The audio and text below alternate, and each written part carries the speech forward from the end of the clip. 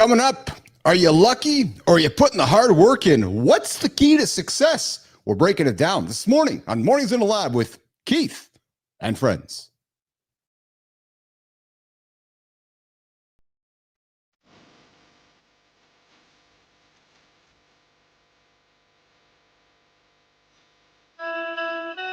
Welcome to Mornings in the Lab where when something negative comes up. Building muscle and peace, blood flow. Nobody is expecting someone. If the lady's saying that, you're just It's a super The entertained by fun over here. How if I slept? Has my sleep been good? Is that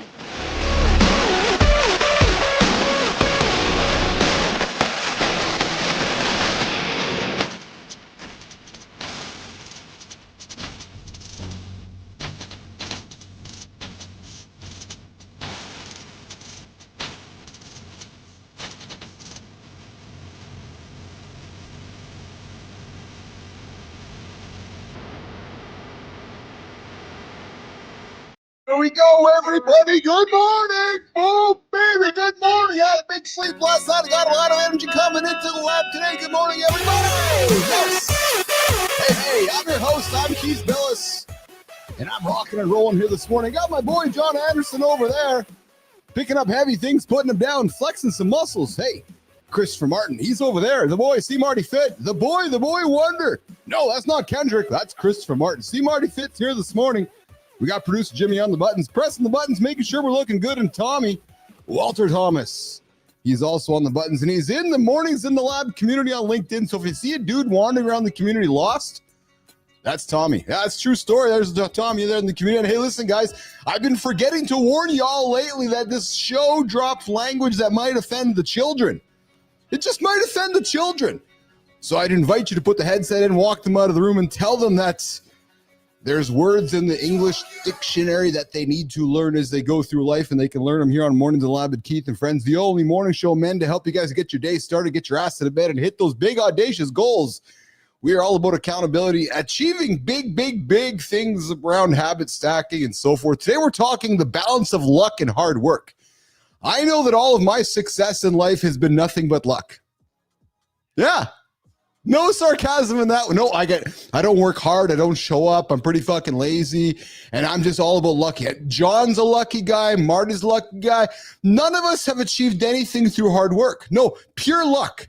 So if you're looking for luck, this is the show for you. Show up every single day, roll the fucking dice, and you might win. Yeah, true story. You might even get lucky in this week of Valentine's. Jimmy, let's bring the boys up and see how they are this morning. See how lucky they are today. What's up, Johnny? What's up, Marty? I know Johnny's just itching to jump into my sarcasm this morning because he's like, oh, yeah, I know how lucky Mr. Billis is. What's up, Johnny? What's up, Marty? What's up, boys? What's happening? What up? Oh, I'm energetic today. I feel the energy today. I got some good sleep last night. Marty, you got a different version of your shirt on? What am I seeing there? No. It's the same thing, just smaller writing. Oh, yeah. Let me see. Lean forward. I like that. Let me take a look.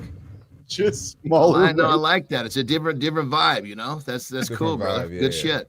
Good shit. I put this on the hoodies too, man. I put the smaller writing on the Nice. hoodies too, so switching it up a little bit.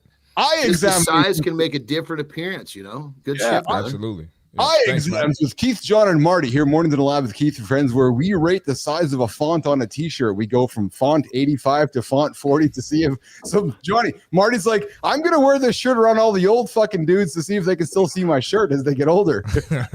I know Keith was like, what does that say? Yeah, believe me, that's exactly what I was doing. I was like fucking squinching away there.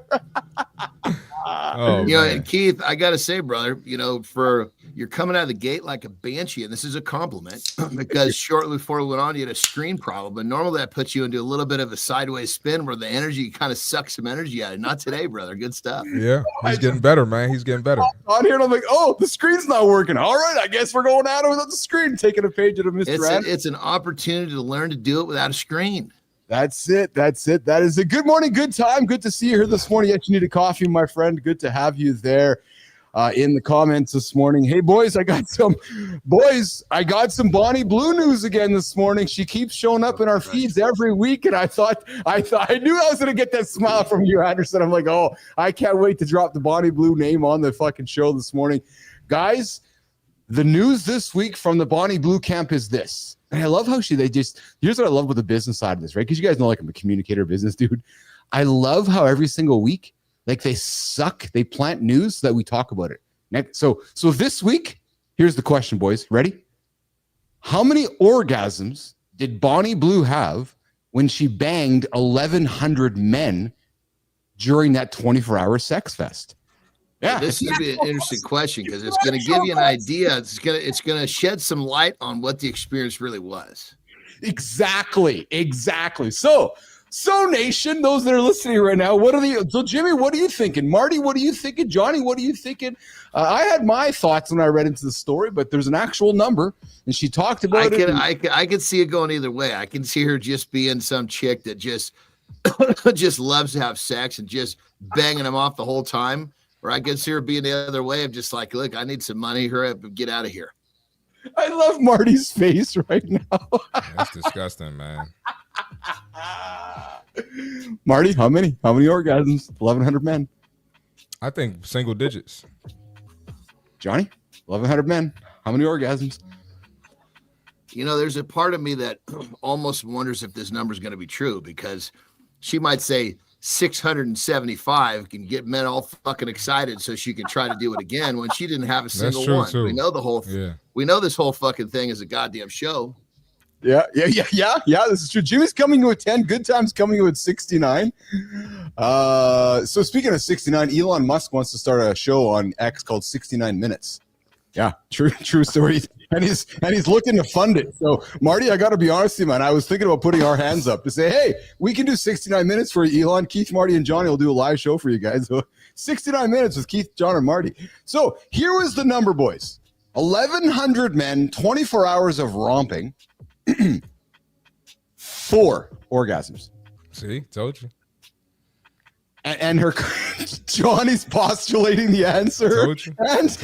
And her response, Johnny, was this, because it wasn't about me.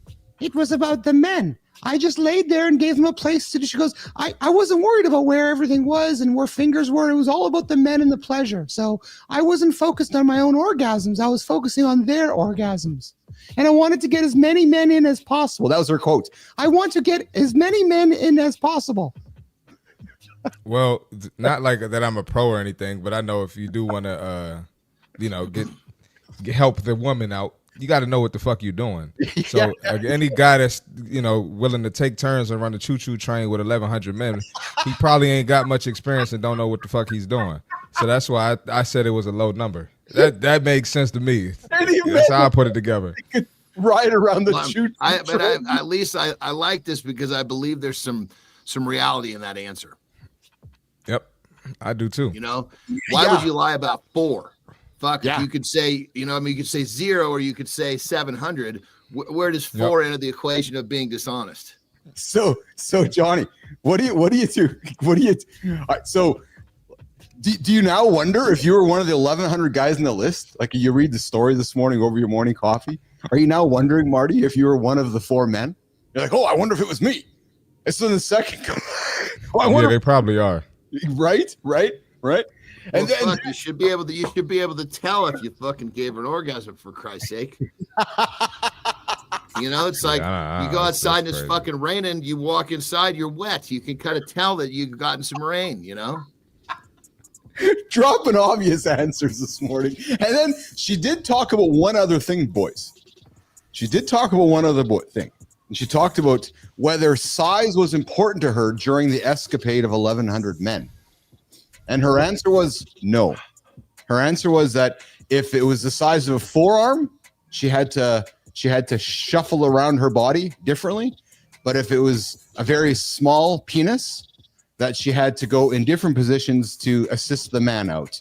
But other than that, she basically endeavored her body in many different ways so that the men could enjoy the 40 seconds of pleasure. 40 seconds. Like 40 seconds. What did these dudes pay for their 40 seconds? I got to find out. I think maybe good question. But just think. So we've been on this segment now for a few minutes. So 40 seconds. Jimmy, start the clock. What? 40 seconds you got. Not a lot of time. Yeah, that's under the average. That's way under the average. What's the average again? 3 minutes? 5 minutes? Yeah, I think I'm it's just sitting here. I'm just sitting here thinking to myself, if I'm in some fucking weird room and there's a line of dudes behind me, and there's a fucking, and they're coming. It's a very different stage for 40 seconds. It's not 40 seconds hanging out here. You know what I mean? Yeah, like you're on stage and everyone's, because it's a room of people. There's men around. There's penises everywhere. There's some broad laying on the table or a bed wide open, and you're expected to insert, perform, exit, and leave in 40 seconds. Is this chick pretty? What does she look like? Hey, Jimmy, if you can grab a picture of Bonnie Blue and bring her up on screen here. Yeah, she's so I got Jimmy. I got a picture here for you. Go ahead, Marty. Real quick, I want to run something across the table that's kind of related to this, but it's not related. Yeah. So there was a girl, she did a podcast with her top OnlyFans subscriber. And he's paid her $35K. So they did a podcast together. And she met the guy, shook his hand, and like after she shook his hand, she was like made a face like ew. He was like, "Oh, your hands are so soft." It was just like real creepy. So if you wanted to look into that, I think these are the type of guys who did the 40 seconds. That's why I brought it up. Right. Speaking of that, I also read another story yesterday. They did an interview with a famous porn actress. And guys, I'm always looking for conversations for the morning here, so just bear with me when I look for shit. And there is a porn actress that recently discussed the most harmful thing she has done in a scene is her nails has sliced a man's penis. Yeah. Sean's face. Yeah. I'm just trying to envision how that whole thing's going to go down. Oh man, I can't think. On Mornings in the Lab with Keith and Friends, 1,100 men, 40 seconds, 4 orgasms, and the story continues. The story continues with Bonnie Blue. Boys, I do have another topic on the table here that I think I might throw up here for later on the show, which is, does masturbation affect your testosterone levels? That's something that men are talking about, especially this week with Valentine's week. I think the more more times you empty the clip, the better it's going to be for testosterone. That's what I believe. Oh, I'm hard to argue that. So we got that conversation to have. We got some of that on the table to talk about. I got my thoughts on that, but I'll save it. Well, the funny thing was, like, Marty, you tell me on this one. Like in situations like, especially in strength, when I want to just be like fucking angry strong, I wasn't fucking getting a nut the morning of or the night before. Maybe the night before if I had to go to sleep. But if I wanted to just be like cranky, angry, strong, I want everything pent up in me. So then let me ask you then, Johnny and Marty, do you guys subscribe to the sports world ideology, which was, we've heard this for so many years, right? Like, did the guys before the Super Bowl have sex with their wives? Did they not have sex with their wives before soccer matches? Like, so John, you're saying before an important physical fitness sports journey, you're like, no way, man. But no, back up. Not anything. I'm talking about somewhere I wanted to be pissed off, angry, strong. Oh, if I was getting on the bodybuilding stage, not a problem. You're up there fucking flexing, cruising, trying to look smooth. Wrestling, you're in there fucking trying to move slow, not fucking working, because if you don't control your breathing in there, you're in trouble. You lose your breath in the first 2 minutes of 15 minutes, you're in deep shit. So you want to think clearly, right? Strength, you don't want to think clearly. You just need to be a fucking goddamn raped ape. Yeah. I was gonna say in basketball, you gotta have a little finesse with you, and you gotta have some good decision making. So, maybe dropping one off on the way out might do the trick. Sometimes you gotta drop. So you gotta get somebody might have to drop off, or you might have to drop one off. Maybe dropping one off before. I'll tell you. I'm just gonna be honest. I'm in love with my wife. I think my wife is the greatest human being on the planet, and I just had to keep myself focused because she's on the other side of the wall here doing some lifts, and I'm like, oh, baby, kind of liking the lifting right now. But I got to go to work. I got to go to work on the other side of the wall over here. So, hey, Keith, I remember when I was up there and I didn't know she was lifting. I scared the shit out of her. Come around the corner, like, oh, yeah, exactly, yeah. All right, boys, let's keep it rocking. We got Adam House joining us later on the show. We're talking luck. We're talking, is it lucky? Is it hard work to have success? House is back. House is back. Yes, sir. We had some technical issues last week, Marty. I had some problems last week, so I knocked on his door. Sir. Hey, Mr. House, you want to come in and hang out with us this morning? He's like, hey, is it going to work out? I'm like, I will make sure it works out. We're going to talk a lot. House be busy sometimes, so I thought he was just busy. That's exactly. But listen, boys, let's do the accountability check-in. Johnny's going to go for a piss. I'm going to keep the energy rolling here. We're going to talk about luck. Jimmy, I should have brought some Irish tunes to the party today. I do have the Scottish bagpipes, though. Yeah. Fuck, I love being here in front of the camera, in front of the microphone. Oh, you guys, so much fun. So much fun. You know, I'm an introvert, eh? When this show's not on, you can find me in a corner. Just kind of, yep. Put the lights on, put the camera on, get up here. Let's rock and roll. All right, listen, boys. If someone handed you the perfect opportunity tomorrow, would you crush it or would you fumble it? Oh, it sounds like an Eminem line. Yeah, it sounds like the start of Lose Yourself, doesn't it? Yeah. Listen, we all love the idea of luck. We love it. We love luck. We buy lottery tickets. We gamble. We hope. We have a prayer. We think about the break, a chance, a door swinging wide open. But you know those moments when you're not ready? Sometimes before the show starts, Jimmy. You know that shot you weren't prepared to take? You know that conversation that you just couldn't steer? And the decision that you hesitated on. You know the one I'm talking about, good time? You know the one that I'm talking about, Adam? You know that decision that you're just thinking about making, but you're hesitating on? It's that brutal feeling, realizing that you could have been ready. Well, gentlemen, here's what I've learned in my journey. You got to learn, you got to adapt, and you got to push yourself daily. Yep. Because opportunities don't wait. No, because tomorrow's coming, and next week's coming even faster. And those opportunities, boys, they don't come back. No. So when they show up, luck's not going to save you. It's not about luck. You think I was lucky because I bought a Tesla Roadster? You think I was lucky because I sold my company for $50 million? You think I was lucky because I was doing some squats with 405 a couple years back? No. Preparation did it for me. So, boys, I invite you, build those skills, create those systems, stay sharp, be accountable, be a business athlete. Doing all those things will eliminate the luck quotient and weight it in the skilled showing up quotient. There you go. There's your Mornings in the Lab accountability check-in this morning for Keith, John, and Marty. Producer Jimmy here this morning. Mornings in the Lab with Keith and friends. All right, let's keep it rolling here. I got the itchy eye here. Yeah. All right, Jim, let's keep the show rocking and rolling here. Adam coming in here in a second. I'm going to flip scripts to the next topic of discussion today. And we are going to get to, I think we're going to get to this one here. No, here's one for us, boys. I want to get to this one here, which is a physical fitness discussion, because I know we touched upon this a little bit last week, but I got one here. Jimmy, Tommy, if we want to pull the gamma up here, listen, we know we like being strong on the show here. We're all about being strong, lifting heavy things. Let's have a chat for a few minutes about shoulders. Let's talk about the landmine shoulder press. John, Marty, you guys fans of the landmine shoulder press? Dude, there's so many fucking names. What's the landmine shoulder press? You know? Yeah. It's like somebody says in my DMs, my ATG squats. The fuck's an ATG squat? So I fucking have one of my assistants look it up. Ass to grass squat. What the fuck is wrong with you?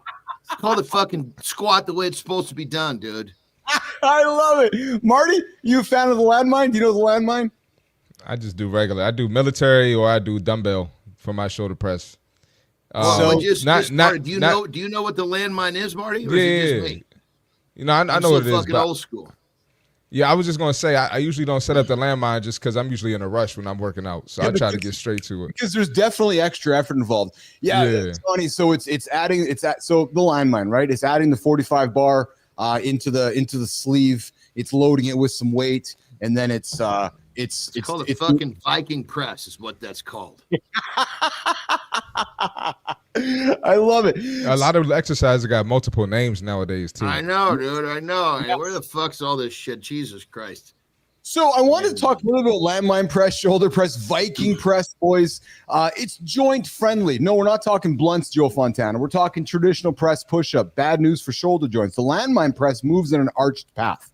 You can lift heavier. It fixes mobility issues. It torches your core. And the article I thought I'd throw on the table here, guys, was using a landmine attachment or wedge a barbell in a corner with a towel. What it does, it helps you with apparently your mobility. No, you know what it does? Okay, if I gotta get the screen here. Keeps your elbow in the position it's supposed to be in, because if your elbow flares, that thing's gonna hit you in the fucking head. It's got nothing to do with that little fucking arc. It's got to do with the fact that if you don't want to fuck up, you got to tuck your elbow tight to your side. That protects the shoulder. Jesus Christ. Some of the shit that fucking people are just unbelievable. The lack of understanding of this shit, but they write like they fucking know it. I love that. I love the fact that you drop the truth. You're like, no. Here's the real reason why you want to focus on this. And Johnny, the real reason that arc might have a little something to do with it, but it's all about the elbow position. Like what was you said something about, the push up or the bench press hurts the shoulder. It's because you're doing it wrong. Yeah. Is that so? Let me ask you this: Is that in your experience, John? Is that the biggest issue for people's shoulder injuries? Is that they're largely 100%, doing 100%. Everybody tries to they want to bench a lot. So you got the wide fucking grip, elbows up like this. That is not good for the shoulder. You need to be more shoulder width, and the elbows need to be tucked. First movement is not to shoot the elbows out. First movement is to bring the elbows tight, then down. And the bar comes down more towards beneath the base of your pec. This is what protects the shoulder. Nobody has a fucking clue. You're not as strong that way, at least at first, but ultimately it's a technique that most people don't understand, but it protects the shoulder. Yeah. Marty, you have shoulder problems every now and then? Not really, man. I mean, I've, minor stuff. The worst I probably hurt my shoulder was on a concussion. I got slammed to the ground trying to dunk a basketball. Yeah. That's probably the only time I actually hurt my shoulder. Did your head hit the floor coming all the way from up that high? Yeah. I was knocked out. They had to take me out on the stretcher. And the dude, what's funny is the guy, ended up getting drafted. he's still in the NFL, I believe, too. Oh, yeah. So NFL or NBA? NFL? An NFL player. Oh, so he was just playing basketball to stay in shape.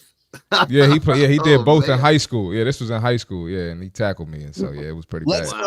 Let's keep the conversation staying on with exercising. But let's move it into 8 simple exercises that can do wonders for your sex life. We know it's Valentine's week, so let's talk about the exercises, boys, that are going to help us in that regard. But Jimmy, I know you have that picture up of Bonnie Blue. Let's show Johnny and Marty Bonnie Blue here. Let's bring this picture up on screen here for the boys while I'm setting this one up here. So we kicked the show off with a discussion. Bonnie, she's the question was how many orgasms does she have with 1,100 men? Well, we have the result. It was 4. So curious to see what she looks like. So curious. It's crazy, man. So Jimmy's going to throw the image up of Bonnie here. So there's Bonnie Blue, and she's widely available all over the. No, I'm playing. I tell you, this was a little different than I was expecting. What were you expecting? I don't know. I was expecting someone that's like at a glance. I was thinking that she doesn't look like socially inept. I was thinking it was someone that was going to be like socially challenged. That makes sense. That was my first gut. I was like, she's probably going to look awkward. That's what I figured. You didn't think she'd be attractive. You didn't think she'd be attractive. Well, I mean, I can't. You don't see much of her. She's doing a good job just showing you what she wants you to see. I mean, who knows what? She could look like a fucking pear. You could go another 1.5 feet down, and that figure could change drastically. But I just was expecting. I was just expecting someone that looked a little bit more socially awkward. That makes sense. She looked like she'd been through a few. So. Yeah, she's been on. Yeah, she's on that side of the fence. I was expecting, something. I agree with you, Mark. Yeah. So there's Bonnie. She's the 1,100 guys wanted a piece of it, and there's a waiting list for more. So there's Bonnie, boys. You can check her out. And listen, she's all over the porn tubes. So if you guys are looking, and I only know. Yeah. You better defend yourself. I don't know what you're saying because you're frozen, but you better defend yourself right now.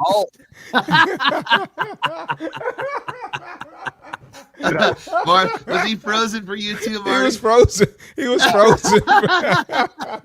So, Keith, what happened was you're like, the only reason I know froze, and we were like, you better defend yourself right now.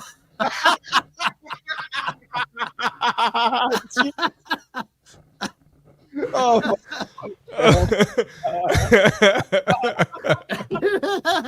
Oh my God.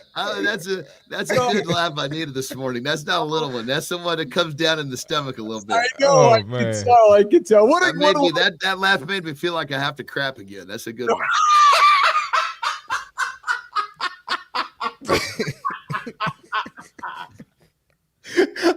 I know that this show has rhythm right now, boys. This first half hour has been gold for Keith, John, and Marty. Listen, if you guys are just tuning in, this is Keith. I'm Keith Billis. I'm Christopher Martin. I'm John Anderson, and I'm Keith Billis. We are the three hosts of Mornings in the Lab with Keith and Prez. We start the day here every single day to help you guys start the day, Johnny. Speaking of which, Marty, just a little funny side note, right? So when you leave, he often calls me Marty. Yeah. Are you serious? I swear to God, he calls me at least once. He often calls because he's so used to lead. He's used both of our names, but it's like I get it's all with love. But I just so you know, brother, I'll take your name when that's I'm good. I know you won't embarrass me. I know that. Okay. What I'm loving about this is as we started this I'm calling this band, and I'm the leader of the band, but as this band is coming together, it's clear that there's three men here working their way up to the front of the train tracks, just pushing this train forward, and it is, pardon my language, boys, it's fucking awesome, man. I can just see the rhythm happening. Hey, Fontana knocked on my door yesterday. Here's the power of the show, boys. You're gonna love this, Johnny, Marty. I got a text yesterday afternoon about 3:00 Eastern time.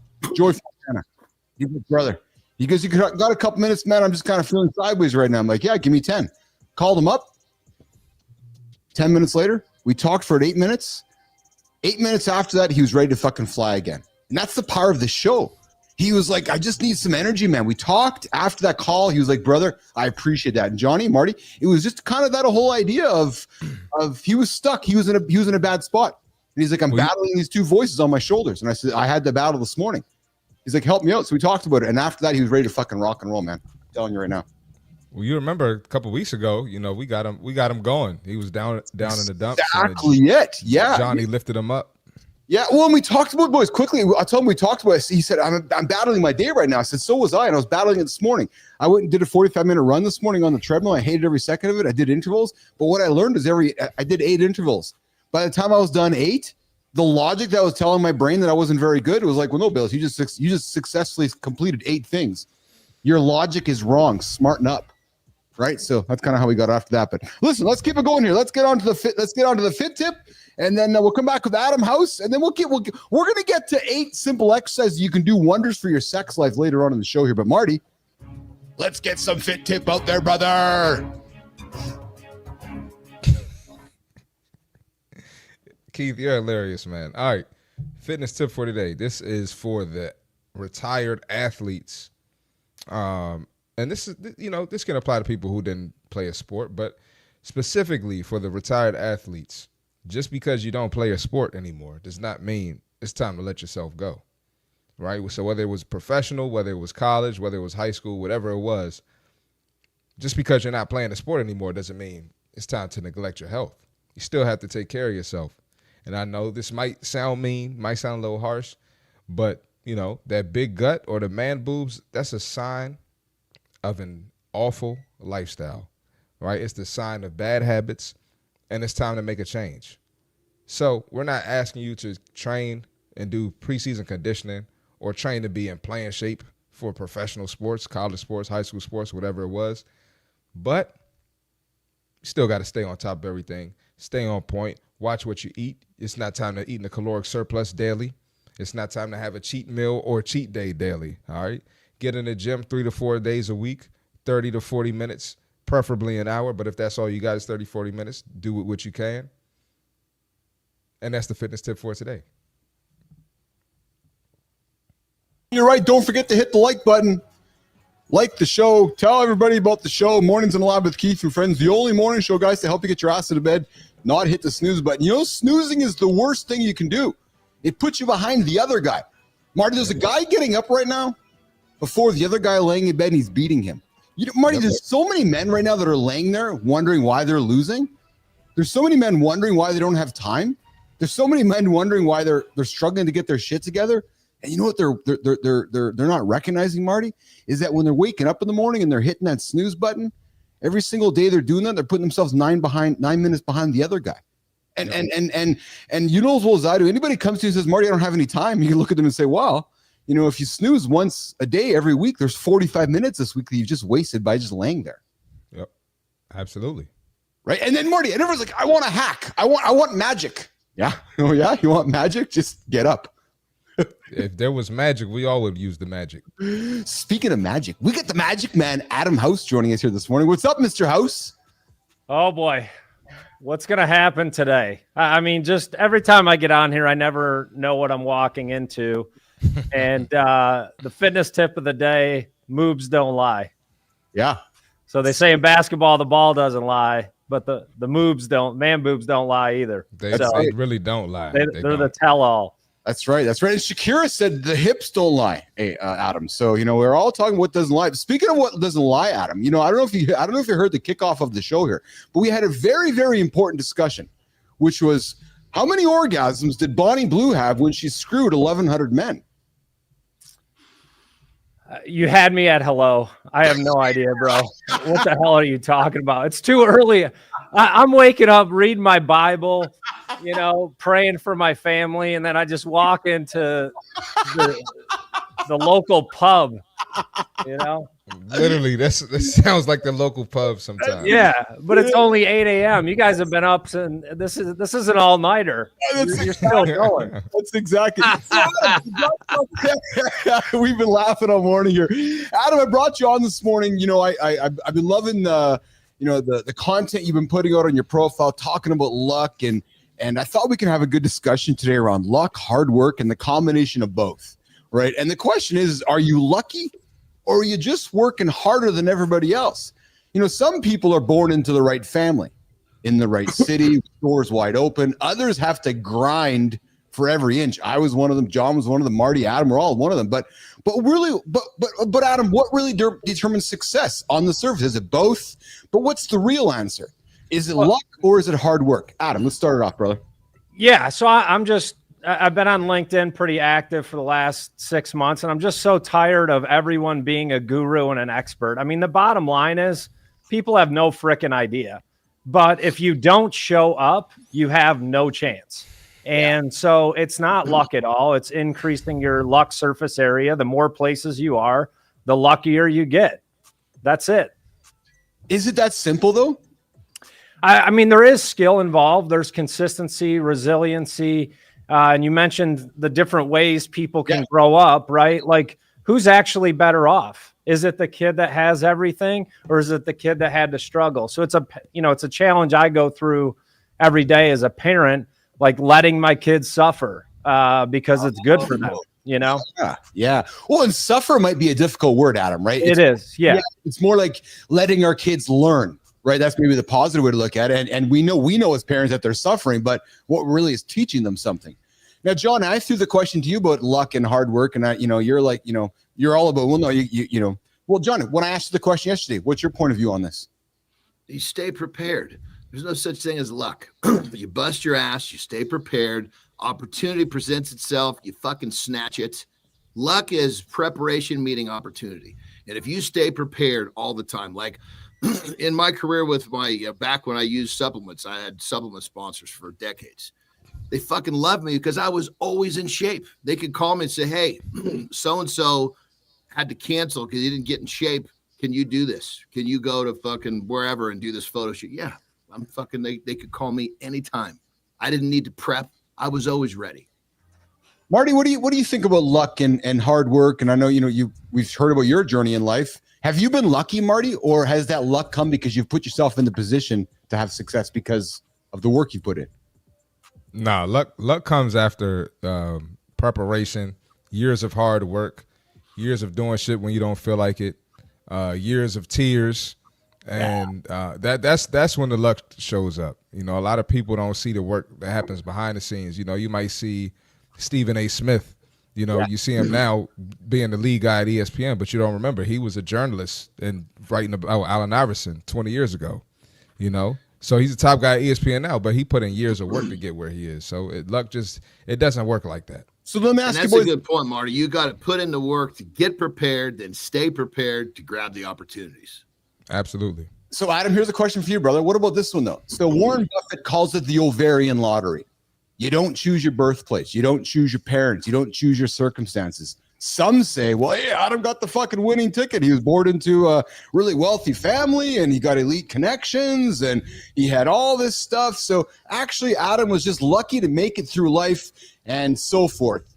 What do you say to somebody who says that, Adam? That, you know, some folks just are lucky through life because of the situation that they're born into. Is that true?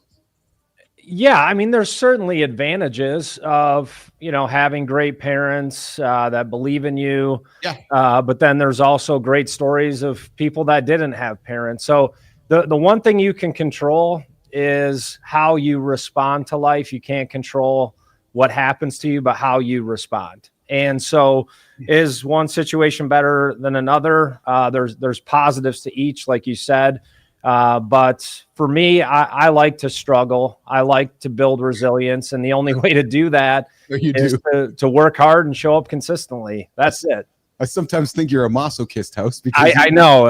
You wouldn't be the first person to say that. So, but boys, here's what's interesting about this topic is luck matters, but I don't know if it actually tells the whole story. Because John, Marty, Adam, if luck is everything, why aren't all trust fund kids running billion-dollar companies? Because the reality is work and habits still count, right, Johnny? Well, you know, bottom line is what makes a person happy at the end of the day is fucking progress. And if you got a bunch of shit laid in your lap and you don't have to actually do shit, it's human nature. We do. It's the way that we're programmed mentally is to conserve, right? And if you don't have to do shit, most people aren't going to do shit, which means they're not going to have progress at the end of the day, which means they're going to be miserable fucks real quick. Yeah. Adam, you know what I find fascinating about this one is I have some family members that I would say are remarkably unlucky in life because every time I talk to them, there's something negative happening with their life.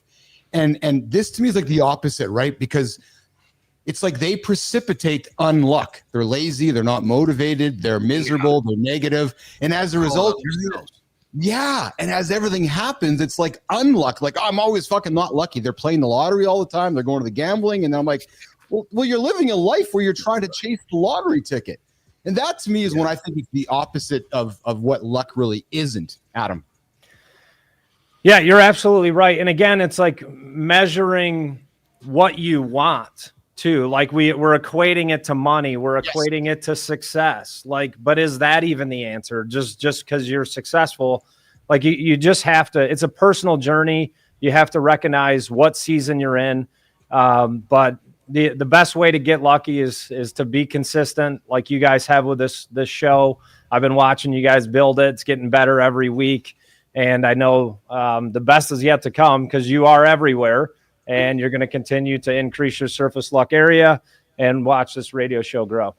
So let's stay here, boys. So if we say that luck comes from momentum, which is movement equals momentum, which creates luck, why do so many people, Adam, as you're building the House of Bricks community, this wonderful community of entrepreneurs and business leaders, there's still guys that you're talking to and they're like, nah, I don't need that. I don't really believe in that. You're like, no, dude, if you want to increase your luck surface area, you got to show up. Yeah, it's as simple as that. But yet there's still people saying, nah, I can't do it. And why? dude, I am telling you, like, I have learned so much in this community. It's just validated everything I thought. People pay for the community and then they don't show up.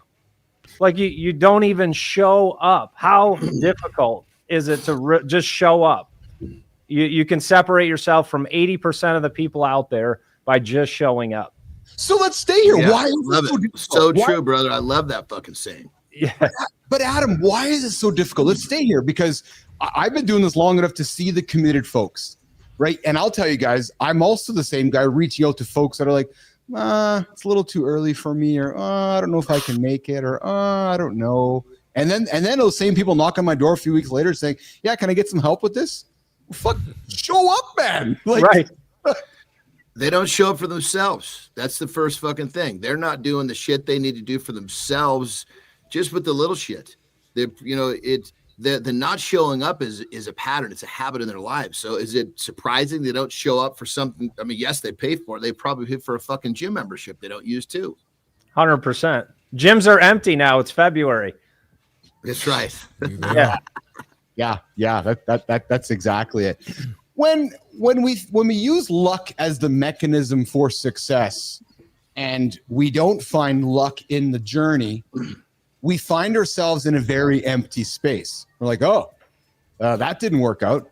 We burned the boats along the way, and you're like, fuck, that didn't work out.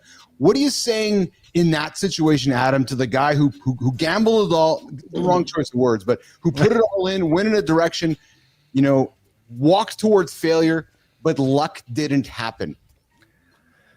The story only stops when you stop writing. Yes. That is your fucking life. Yes. Okay. It only stops when you stop writing. So that didn't work out doesn't mean it's over. Because I've had a lot of things not work out, but if I didn't go down that path, a different door wouldn't open. So you have to look at life beginning to end, and it all happens in the dash. Go to a funeral or a cemetery. You got born on this date, died on this date. The real life is in the middle. So it only stops when you stop writing. Well, and Adam and Johnny, I'm going to call you guys out here. I'm going to think that you guys can relate to what I'm going to say next, because I will be vulnerable. I'll say it happened to me. When I sold ICUC and I bought my Roadster and had a bunch of fun and was kind of out there, I had a lot of people saying to me, Bills, you're just fucking lucky. Like, oh, really? You didn't see all the shit that I had to put in along the way to get here, right? Because all you see is the front of the paper. Adam, I got to think, when you were going through your journey of success, starting, selling companies, you had people who doubted you that said, House, you're just fucking lucky, man. How did you respond to that person? I started another fucking company. That's what I did. Yeah. So how's this for luck? I'm on number 7. Yeah. Okay. Am I still getting lucky or what? Yeah. And Johnny, how did you respond? The guy that fucking says I'm lucky, I'm not supposed to be talking to him anyway. Yeah. I mean, let's call a spade here. Why are we wasting our time with conversing with a guy that doesn't get it? Mm-hmm. Yeah. Oh, I love Rick Cloda's comment here. It's never too late to be the person you were always intended to be.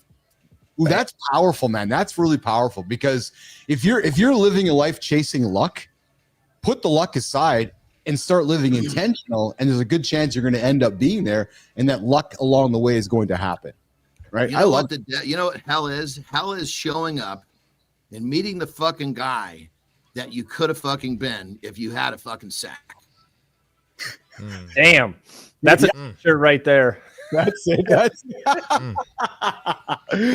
right, as we close this conversation up on luck, I have a good one here, which I just want to wrap up with, which is a good one.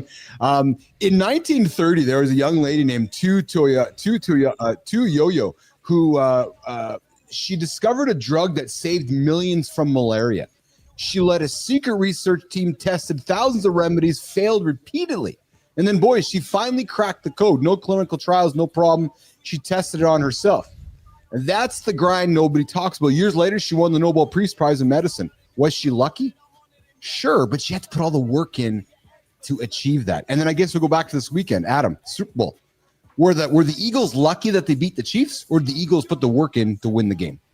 I mean, they put the work in, but I'll tell you what, you always cut me short. I'm just going to hang out for another minute. Yeah. That was the worst Super Bowl I've ever watched from beginning to end. The worst halftime show I've ever seen, and hold on, the worst commercials I've ever seen. Yeah. So it was pretty bad. It was bad. It was bad. I got to agree on him. I got to get on your bandwagon, brother. Thank you. Which part? All of it, or the halftime show, or what? I mean, everything. I know that there's a different vibe to the halftime show, but at the same time, I don't know. I felt like, I don't know. I got the message. I understood I understood the message, but just like, I don't know, like the choreography, I'd seen so much better you You got a bunch of people in the background moving. These motherfuckers better practice enough that they're moving at the same time. And I didn't see a lot of that. Yeah, You John. were into it. That's some detail right there. I was just gonna say, Adam. Well, because half these motherfuckers were wearing white fucking suits, and you could see white going everywhere when it's not in sync. You know, it's supposed to be looking like this, and it's fucking doing like this. It's like, get the fuck out of here, man. Okay, so I'm going to be the only dude, and I happen to be the white dude here who loved the halftime show. I fucking love Kendrick. I love Kendrick Lamar. I loved his show. I can understand why y'all maybe didn't like it. It wasn't like a big production, but it was, Marty, I know that you're like Billis. I can't see you listening to that shit. Marty, I want to hang out in Compton, man. I gotta ask you a question. Yes. Without Drake, would Kendrick even have the halftime show? Last year. Marty, come No, last year. Without Drake, would Kendrick be on? Nobody was talking about him until the Drake Kendrick beat. is one of the fucking greats for man. years. Kendrick is one of the greats, brother. Come on. I know. Hey, listen, I'm about to be 32 in a couple weeks. I was listening to Drake in high school. I didn't even know who Kendrick was in high school. Listen, I love the fact that this motherfucker showed up in a pair of jeans, right? I do like that. He needed to hit his shit. His crew needed to hit his shit. If you are so good, you can wear whatever you want. It works.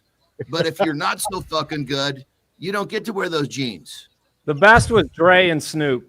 That was the best one. It'll never be beaten. So that was a fucking production, baby.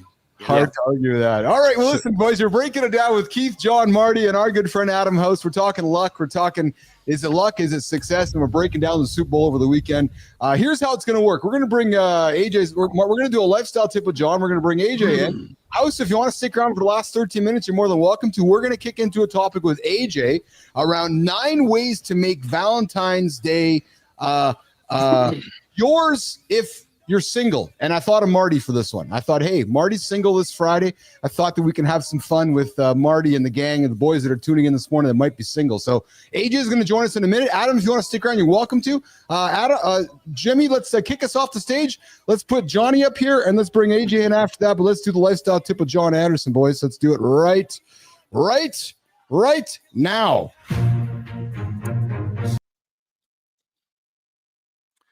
You're going to stay stuck if you think this way. One day, I will get in shape. One day, I'll get that job I want. Well, here's the deal.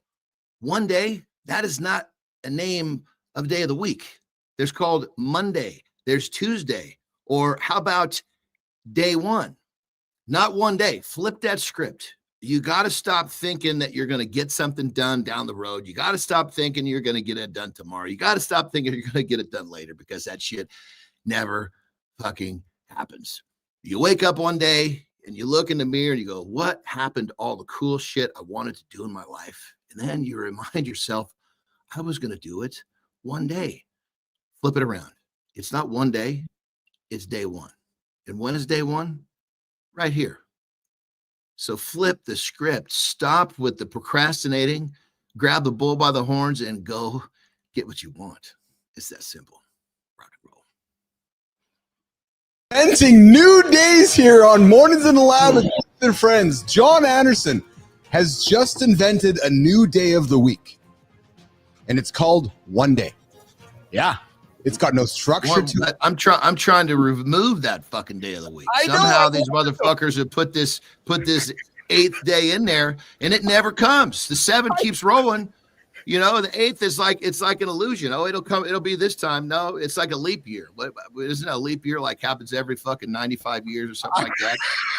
One day with John Anderson, where shit might just happen if you're lucky. Learning with Mornings in the Lab with Keith and friends. What's up, Mr. Zaglin? Hey, AJ, have you met Adam before?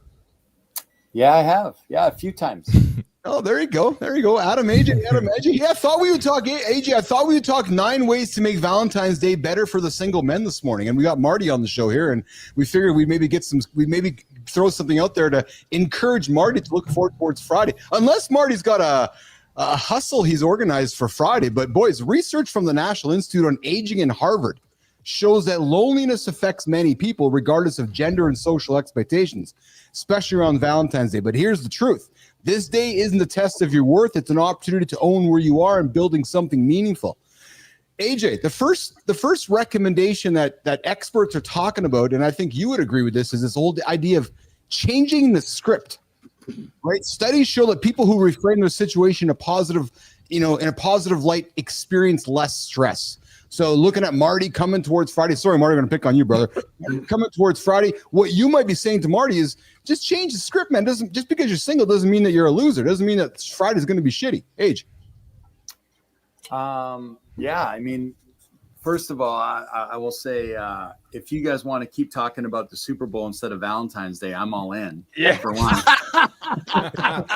Seriously. I would love it. I would love that, man.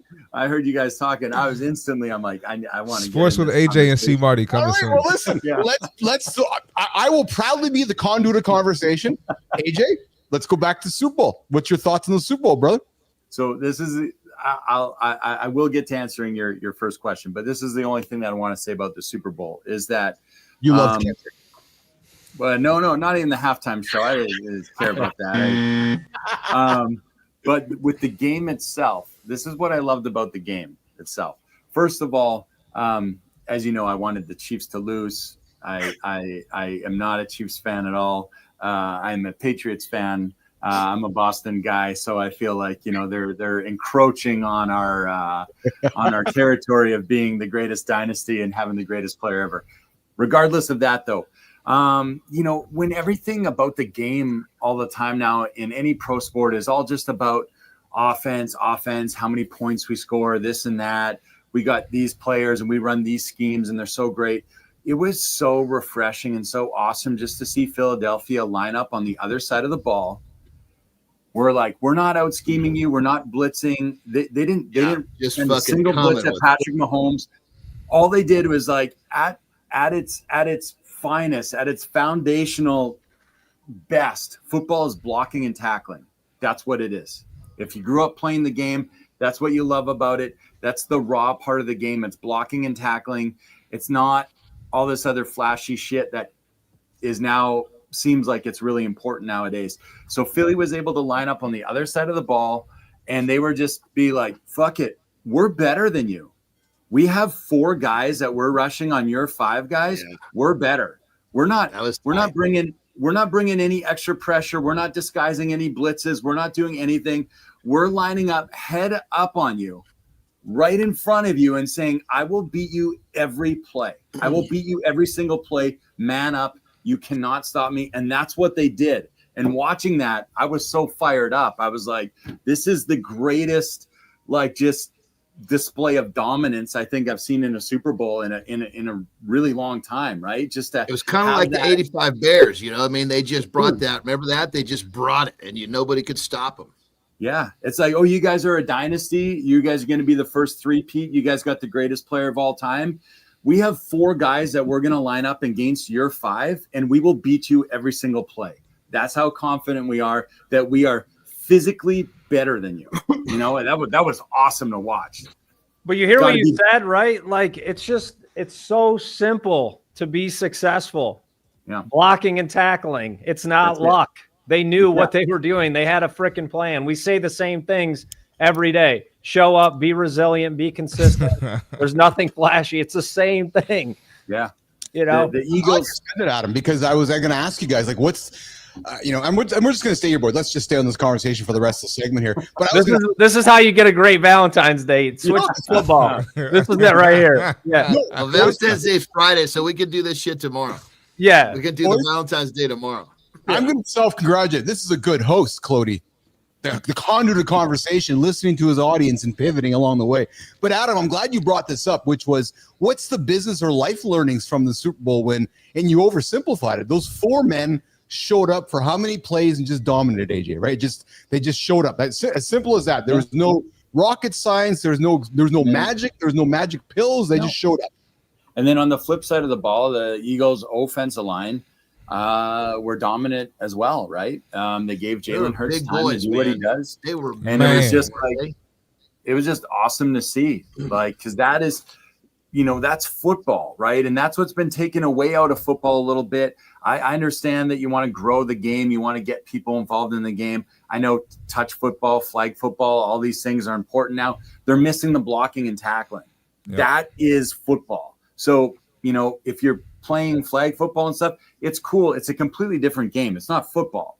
It's I don't even know what you want to call it, but it's a game. It would be like me telling you guys that I'm an amazing hockey player, and then I'm out on my front street playing street hockey. It's a completely different game than ice hockey, right? All relative, yeah. In ice hockey, like the foundation is you have to be able to skate. It's a required skill, right? So in football, you have to be able to block and tackle. It's the fundamental skills of the game. And the Eagles just did that in such a dominant fashion. It was so awesome to see. So will there be some? So as coaches analyze the game and they're prepping for next season, do you think we're going to see some changes to the way the game is played, the way that Philadelphia dominated Kansas City so much? And the flip side of the question is, why did Kansas suck so much against Philadelphia? Yeah, I just think man up. They didn't have the athletes. They didn't have the guys lining up across, right? You could see they broke their will, man. You could see the faces of these guys they were just sitting there. They were dead. They were in their butts on the bench, The average. I was going to say the average height and weight of the old line for the Eagles was 6'6", 300 pounds. So there isn't much you can do with that either. So I mean, it was a great. I think it was 330, brother. I think it was 330 actually. Oh, it was 330. You're right. It was 330. Yeah, you're right. It was 330. Yeah. So AJ, we know that when championships are won, we see coaches and teams, copying and mimicking others. Do we think a trend starts to move throughout the league where it's okay? We got to find a big D line like Philly. So we're looking for big men because that's the way to win the game tomorrow. Well, yeah. I mean, I think it's just probably a testament to how they guys they picked up in free agency, guys they drafted, guys they developed. There's probably an organizational standard there that's being set, right? And so I would imagine that the teams are already probably all trying to do that, right? There's like we said, it's just the basics, so it's not a secret in any way. It's not like they out schemed somebody. They were just like, okay, let's strip away the schemes, the fanciness, like let's get away everything. If we line this guy up over top of this guy, do we think he's better? And we're like, yes, we do. Okay. When we line this guy up on top of this guy, do we think he's better? Yes. Okay. Well, then we don't need the schemes. We don't need any of the tricks. We don't need any of the smoke and mirrors. We can just line up, head up on you, and we can beat you every single play because we believe that we're better, right? I'm a big nerd with behind the scenes stuff. And what I was fascinated about, boys, when I was watching the broadcast is how big was that broadcast table that all 6 men had to sit at to host the show?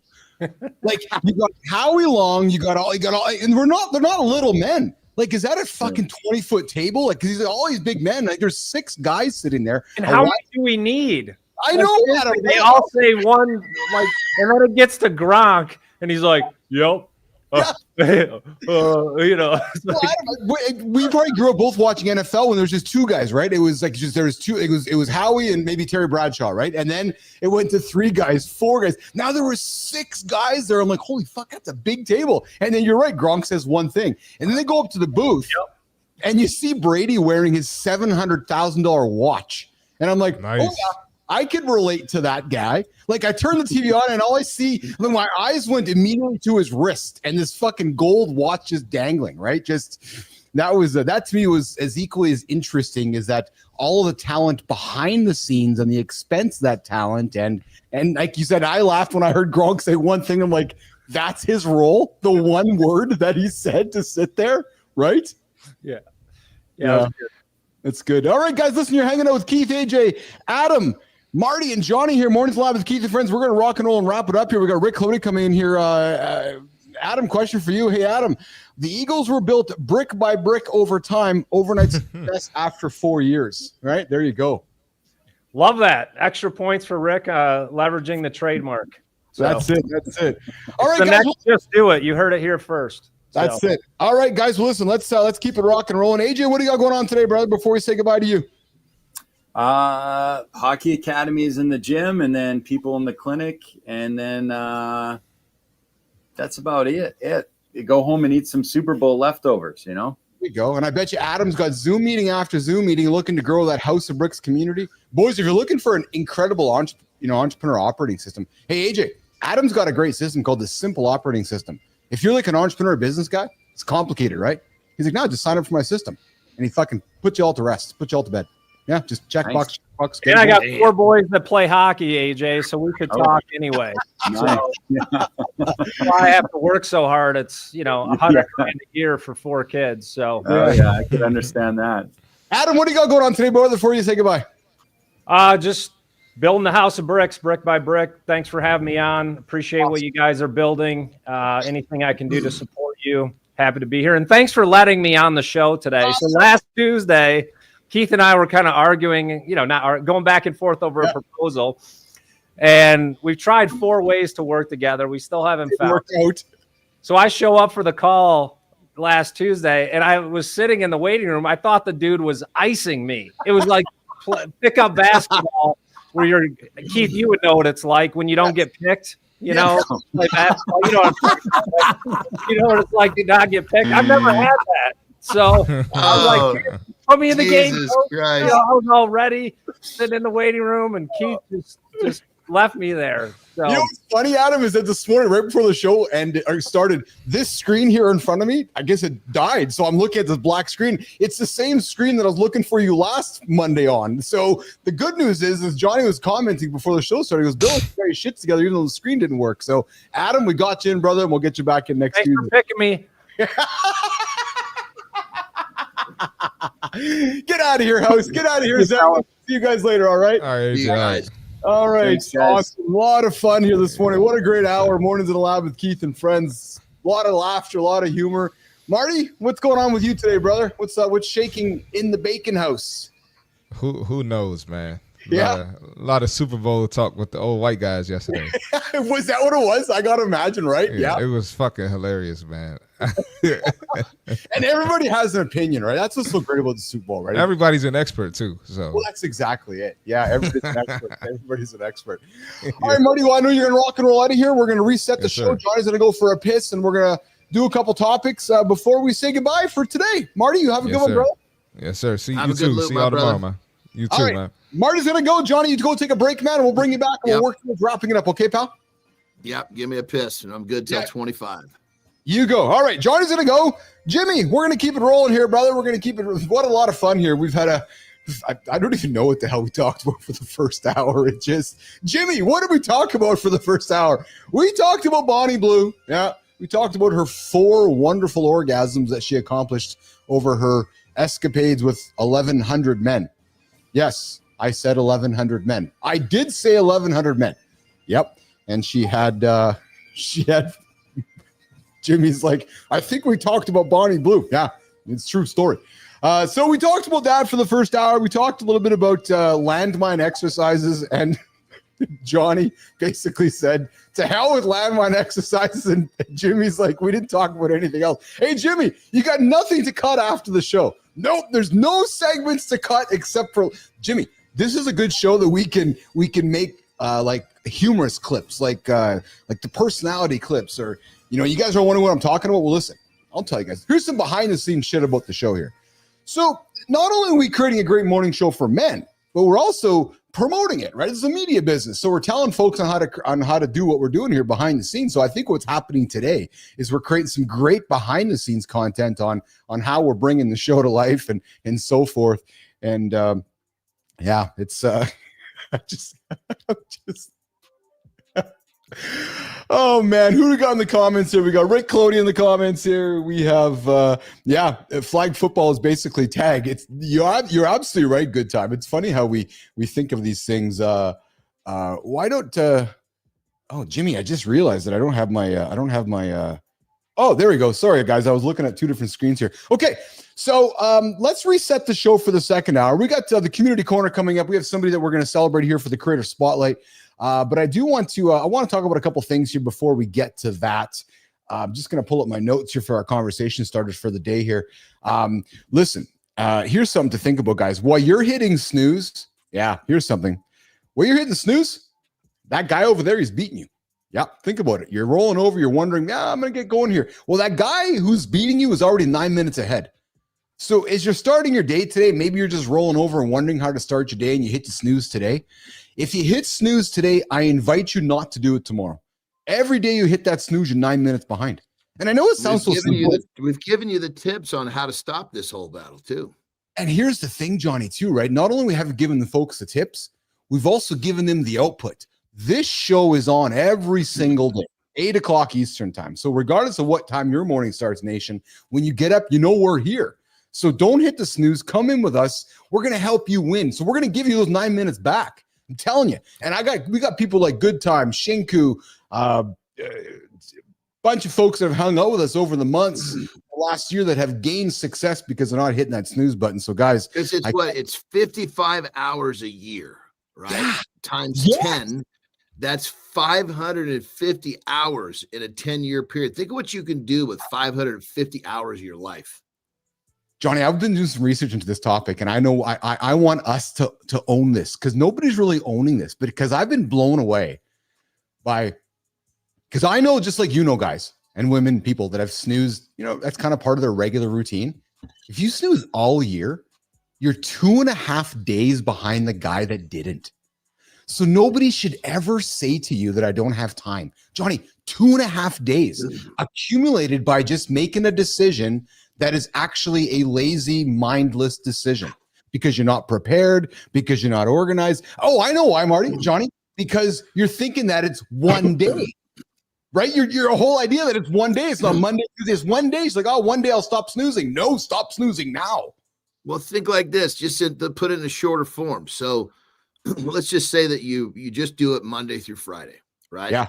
That's 9 times 5 is 45. That's 45 extra minutes you could be using to have sex. You could be using to do something that you want to do. Equate it to something you want to do. You don't have time to do what you want to do. Well, now you got an extra fucking 45 minutes a week to do it.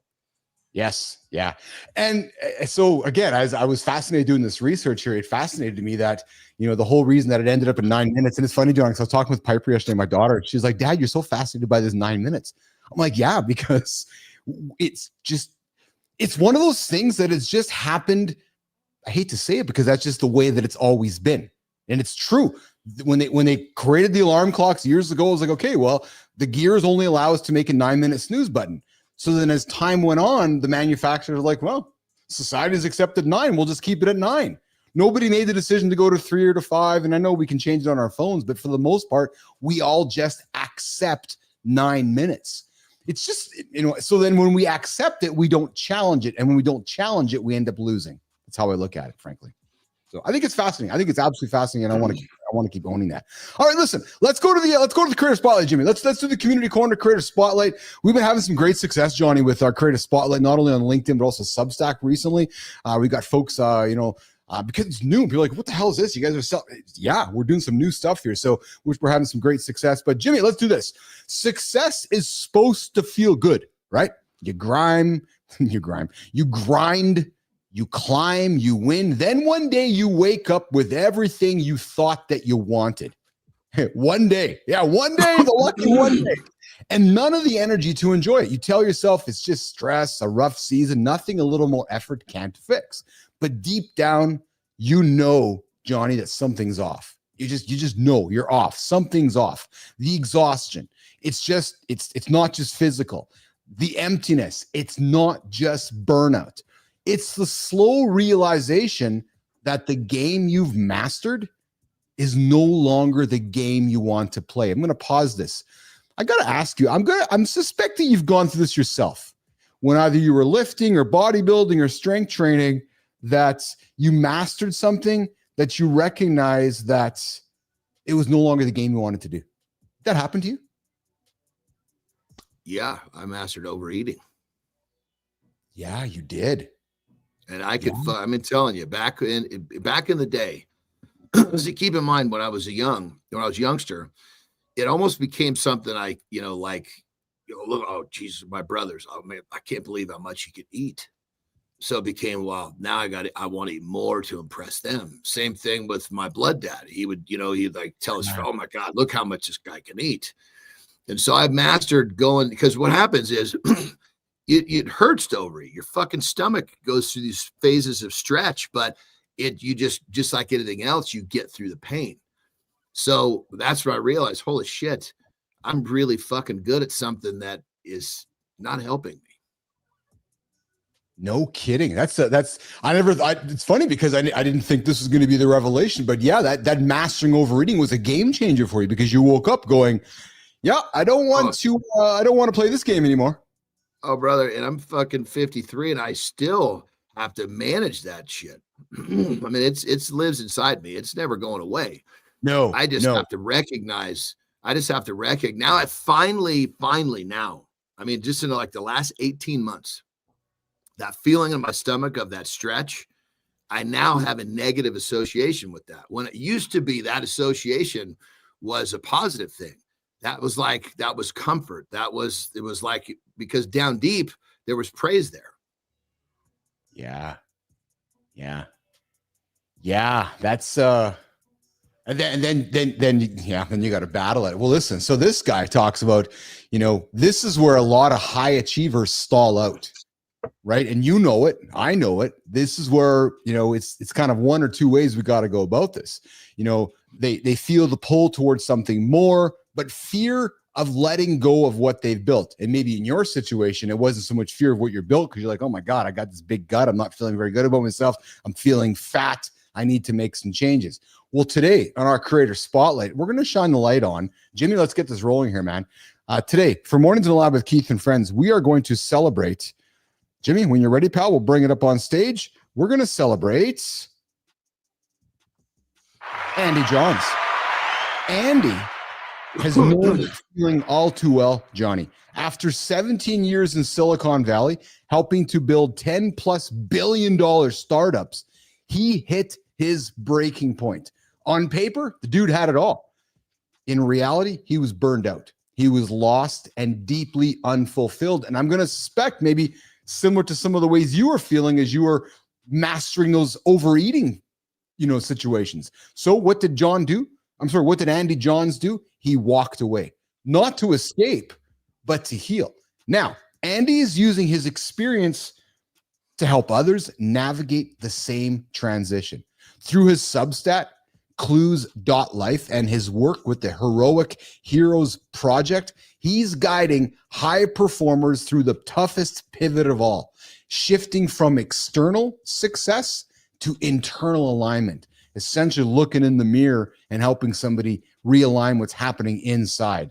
So listen, guys, if you've ever felt trapped in your own achievements or perhaps lack of achievements, Andy's work is the wake-up call you didn't know you needed. So I would invite you, check out Andy's LinkedIn profile, check out Andy's Substack. There might just be some content, inspiration, motivational advice to help you take that next step. If not, Andy Johns can help you.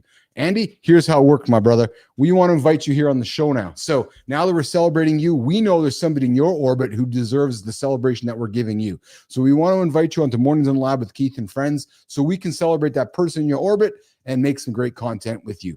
So there you go, Andy. There you go, Jimmy. Let's get Andy off the stage and let's wrap up our Community Corner segment here on Mornings in the Lab with Keith and Friends.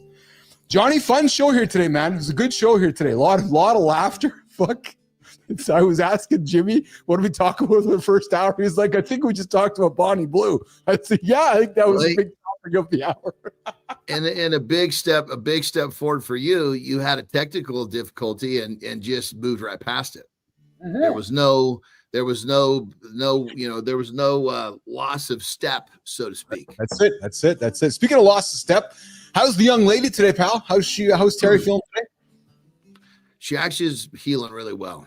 She's Nice. doing really well. And funny thing, I don't believe that I had explained this to everybody, but we were actually going through a little something more. But now it's over. I'm happy to share. So in all of this, basically through the shoulder surgery and the exams and all this shit, we basically they found a growth on one of her lymph nodes in her armpit. Oh shit. And yeah, so we had to get and this was probably 3 weeks ago. It was when they were doing all the prep for the surgery. They're looking around her armpit, and they're like, well, what is this? Yeah. Well, then they did a scan. They realized this bump had a fucking blood supply. So they're like, okay, you need to get this thing biopsied ASAP. Yeah. So we went and got a biopsy, and the fucking people took forever to get it back. Well, yesterday we found out it was benign. Nice. Yes. So we've been dealing with that fucking weight on our backs for a couple of weeks. I didn't share that one because that was something that she was kind of unsure how she wanted to present. I don't blame you. Anybody if she did have to go into chemo. Yeah. But I'll tell you, man, now that I know that, it sheds a lot of light on you in between the lines, because I feel like I've gotten to know you a lot over the last almost year here, and I can just tell through mannerisms and how we are, even just through the camera here. But now that I know that, man, I it's like I got some internal peace now, because I could tell something was maybe up, and it was more than just like I knew the shoulder was struggling and it was a thing, but with all respect, it's the shoulder. And it was like, was there something more happening there? So, and I liked when you said to me on Friday that knowing that she was going into surgery gave her peace of mind because of what was going to happen next. But this is also what happens next, because you learned the results going on. Right? Well, it was a double whammy for her because, for both of us with the growth with the benign, but because we didn't know what it was, but she was dealing with the stress of that and just this brutal pain that would not go away. Yes. So, she wasn't sleeping. She wasn't feeling like herself. So, the doubt in her brain was just, I was constantly having to like keep her aligned. Like, look, honey, every night about 6:30, this is where your brain really gets a hold of you and it tells you some nasty shit. I just kept looking, we'll suffer when it's time. Right now, it's not time to suffer, and so anyway, I've been a little distracted for sure the last couple of weeks. So, and I think that had also to do with me not feeling well. I was totally. Yeah. So really a number of things, right? You had, and it's interesting how stress messes with us, right? Because you not only had some internal, your own stress with your illness, you're feeling the stress with your wife, and it starts to beat up on our body, right? It's really what it does, right? It's beating you up. Yeah. Yeah. And I told her, I said, look, no matter what happens, we're going to beat this thing. Yes. But shit, it'd be a lot nicer if we don't have to fight this battle, today. At some point, you got to be ready to fight some nasty shit. Yeah. But, it's nice to be ready to do it, not actually have to do it today. How did the girls react? Talk to the girls? Yeah, they were pretty stoked. Well, the thing that was tough was, we get this thing. It was like rush, get it done. So we fucking rushed. We got it. We boom, boom, boom, got her in right away. And they said, we're going to get you these results in was it 3 to 5 days? And it was a Monday. So we were, okay, we're going to get it this week, Friday at the latest. Yeah. It was fucking a whole over 2 weeks. It's like, Jesus Christ, what is wrong with you people? So I know you, when you're a person like yourself or myself or Terry, we don't wait very well, do we? Because you're the kind of person like myself who will move mountains for anything. Like, you'll fucking move mountains. So the moment that you're unable to move the mountain because somebody else is controlling the mountain, you're like, you have to find a way to be patient. It's like learning a new skill, Johnny, isn't it? Tell me I got to wait 2.5 weeks and I'll deal with that. But don't fucking tell me I got to wait 3 to 5 days and make me wait more than twice that long. That's what was getting me. And you know what happens for me in those situations when somebody says, okay, Keith, you got to wait 3 to 5 days. My first reaction is, okay, here's my visa. How can I make it go faster? Tried that. Right? I'm sure you have, right? Because that's the answer you want, because you're a fixer. You're like, okay, well, so funny story. Lauren and I were skiing up in Whistler a number of years back, and there was a big line to get down the bottom of the mountain, and it was like hours to get down to the bottom of the mountain. We were only there for a couple of days, for this experience. And I was like, well, I don't want to stand in line. Like, I don't want to wait to get down because we're only here for so long. I saw a helicopter sitting on the side of the mountain. I walked over. That's exactly it. I said, here's my visa. How much to get to the bottom? Like, sure, sir. I'm like, yeah. Like, well, it's only a 7-minute ride. I'm like, I don't care. My 7 minutes is worth more than me standing here for 4 hours. Here's my credit card. What's it going to cost me? And we were down to the bottom of the mountain 10 minutes later because just goes back to the same point. I just wanted it done. Right. And when you're in that life and death situation, you're like, here's my credit card. And they're like, no, Mr. Anderson, it doesn't work that way. You're like, but why not? Yeah. Right. Well, and the crazy thing was, they kept saying it was pathology. Pathology's backed up. Yeah. So I'm thinking to myself, there's that many fucking people now. Is this type of condition gotten so exaggerated that they're backed up by like twice? You know, I mean, it's one thing to be backed up a day or two, but to be backed up like over 100%, is that what's happening to our public, or is everybody getting fucked up to the point where pathology is having to expand their services to keep up? Well, here's the question I ask: like, is pathology open 24/7, or do they all go home at 5 o'clock and go to bed? Because here's what really messes my mind up, right? Knowing that you're sitting at home with Terry, stressed out, and that somebody has basically, okay, it's 5 o'clock now. They leave their desk. Time to go home. Yeah, and you're sitting there waiting, going, but I would give my credit card if somebody could stay here for a few more hours. Frustrating. Yeah. Right. So, well, you know, a buddy of mine, check this out. A buddy of mine, I tell him, right? Because I didn't tell many people, but he was like, dude, something's up. I was like, yeah, that. He goes, well, listen, he goes, I'll tell you. He goes, I'm going through the same thing. He actually had a growth on one of his lymph nodes. They found he actually has to go in to do some, it's a form of skin cancer. But anyway, yeah, he's going to be okay. All good. But same thing. He goes, they rushed me in to get it. And it took me, it said 13 business days to get it back. So it's not just us, it's fucking everywhere. Yeah. Oh man. And you haven't even been to my country where it's like, oh, hey, yeah, it's free healthcare. But yeah, it's free healthcare, but wait in line. Yeah, exactly. And oh, by the way, we're going to tax you at 55%, make you wait for 55 days for something. It's just, and I'm like, yeah, but I want to go to the front of the line and pay. No, you can't, because you live in Canada and it's about free healthcare. Don't even get me started. Anyways, yes, that's a conversation for another day.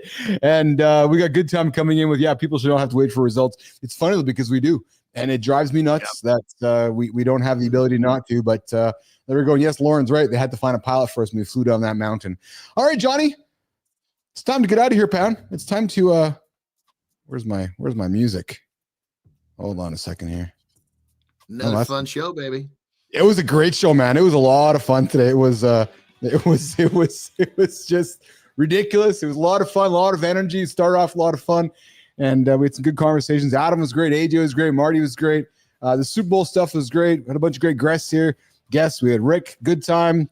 Who else we have this morning? We had Lauren hanging out with us this morning. We had we had Mike McQuillan joining us here this morning. We had a big crew this morning. So on behalf of Keith and Johnny and Marty, who's off to his own lab, on behalf of Adam, AJ, we're going to get out of here. And Keith and John will be back here tomorrow, 8 o'clock Eastern time. The only morning show, guys, getting after it. And listen, we talk about it all the time. Stop hitting the snooze button. We are the excuse not to hit the snooze button. You do it, you're 9 minutes behind. Put your phone in the other room. That's it. Put your phone in the other room. Get your ass up and get after it. Johnny, let's do it, brother. We'll see you tomorrow. Okay, bro? Have a good loop, everyone. You too. Take care, guys. Let's go, Jimmy. Let's get out of here.